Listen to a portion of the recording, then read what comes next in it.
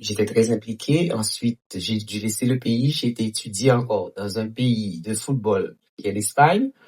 Donc, j'ai toujours été très proche du football.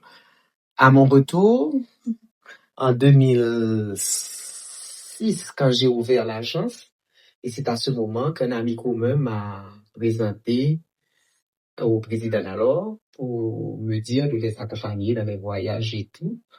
Je n'étais pas à la fédération, mais depuis 2006, je les aidais un peu dans tout, ce qui était événement, qui était voyage et tout.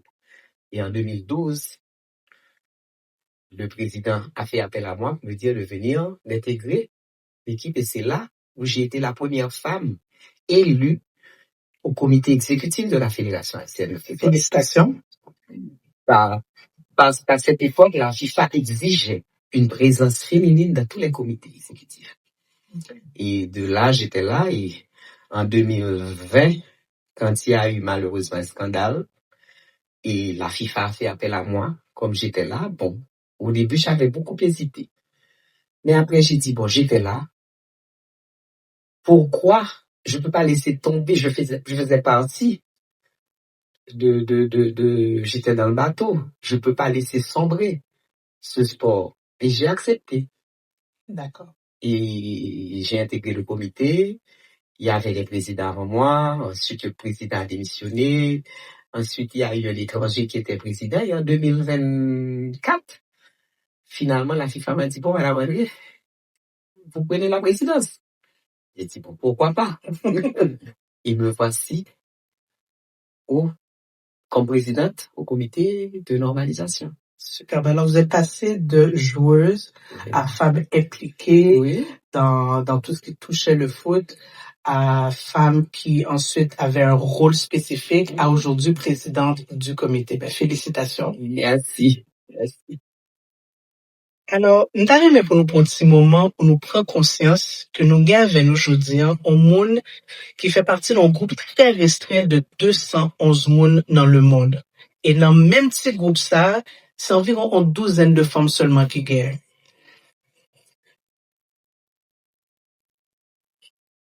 Madame André, est-ce que vous pouvez dire nous qui ça représente pour vous au quotidien, fonction ça, mais surtout pour même en tant que femme haïtienne? Bon, pour aller expliquer, donc, pour me dire, quelques fois, nous avons nos réunions et puis le réaliser, gain 10 garçons et puis c'est seule fille.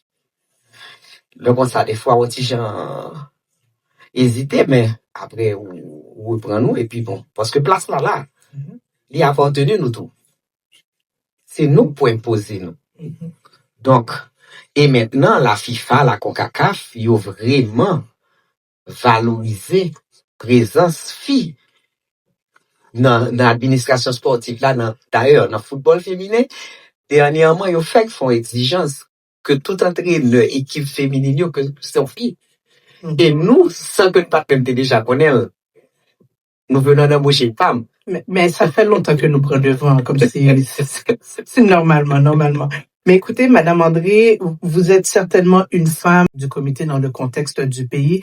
Comment vous vous êtes pris pour accomplir l'exploit improbable de la qualification de la sélection masculine à la Coupe du Monde 2026? Bon, ça c'est une histoire, c'est toute une équipe. Parce que, oui, je dirige cette équipe. Mais il faut aussi s'oublier et donner à chacun la place qu'il doit occuper. Parce que seul, je n'arriverai pas à le faire. Il y a les joueurs, il y a le staff technique, il y a l'administration.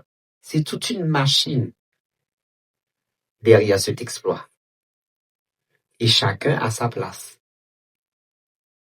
La machine administrative, au quotidien, doit emmener, préparer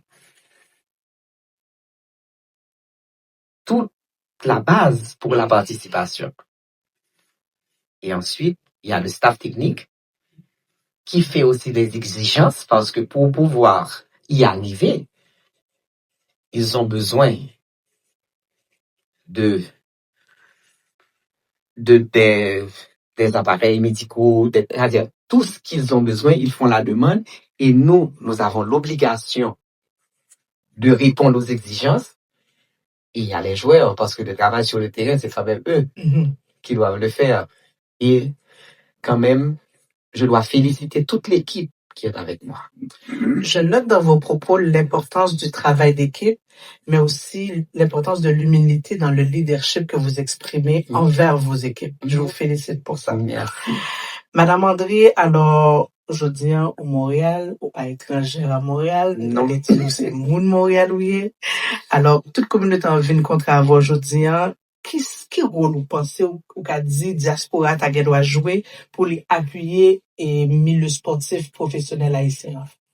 Mais diaspora déjà a joué un rôle important. Tu regardes les joueurs, ce sont les enfants de la diaspora. Donc, diaspora a déjà rempli une fonction d'accompagnement assez important pour nous. Et au contraire, n'a pas encouragé. Et c'est déjà, ça commence déjà à se faire parce que il y a deux joueurs qui hésitaient pour y venir. Le gagnant qui vient, qui qu'à l'expliquer comment ça se passe, et ça motive pour y venir. Donc, il y a déjà un travail extraordinaire qui se fait. Et moi, merci Diaspora. Merci beaucoup.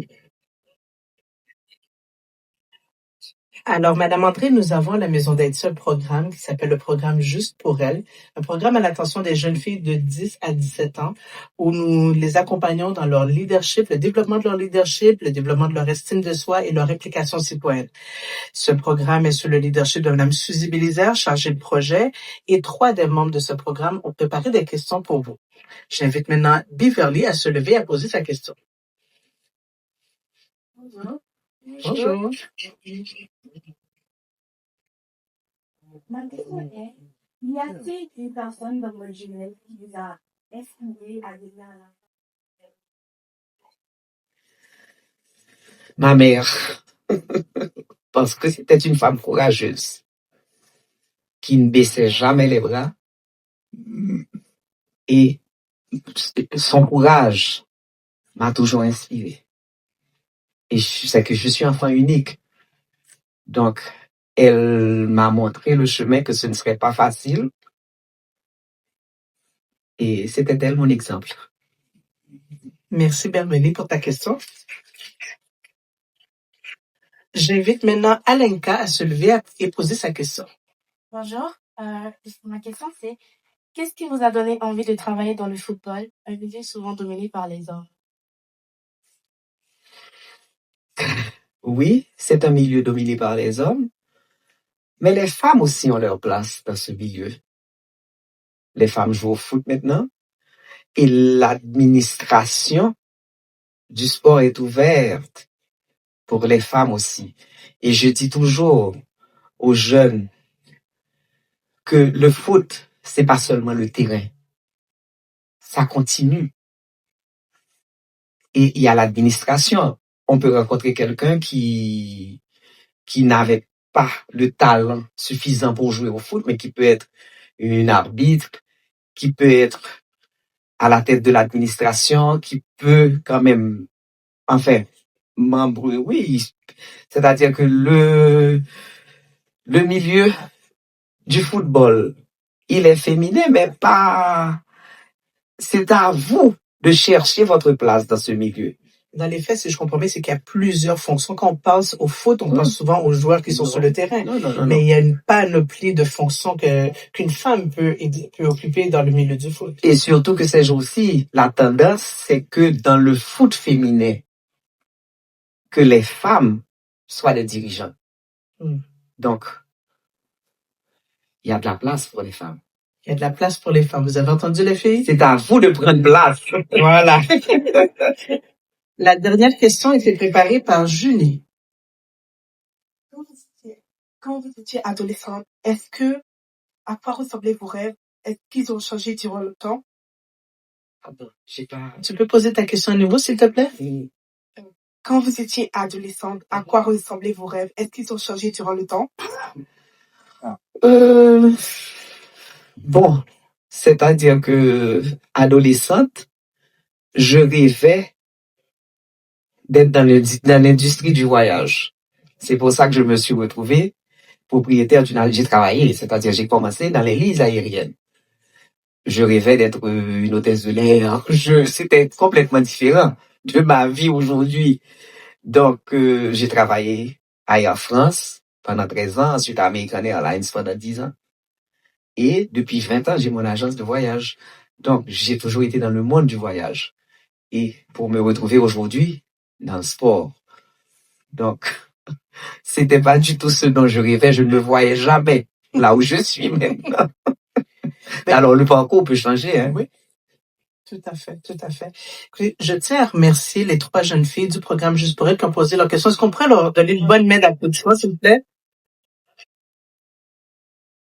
Je tiens à dire que ça fait 1 semaine qu'elles font des recherches à votre sujet. Elles ont écouté des vidéos, elles ont fait de la lecture, elles ont sélectionné leurs questions. Merci beaucoup. Félicitations, mesdames. Merci, mesdames. Alors, écoutez, Madame André, vous êtes de toute évidence une femme d'exception de par votre parcours et les fonctions que vous occupez. Quel conseil vous auriez à offrir à une jeune femme qui souhaite poursuivre une carrière de haut niveau dans un domaine à prédominance masculine? La persévérance. Parce que y arriver n'est pas facile. Ça, je peux vous le dire. Mais une fois que vous y êtes, vous vous imposez, votre place est là, vous la prenez.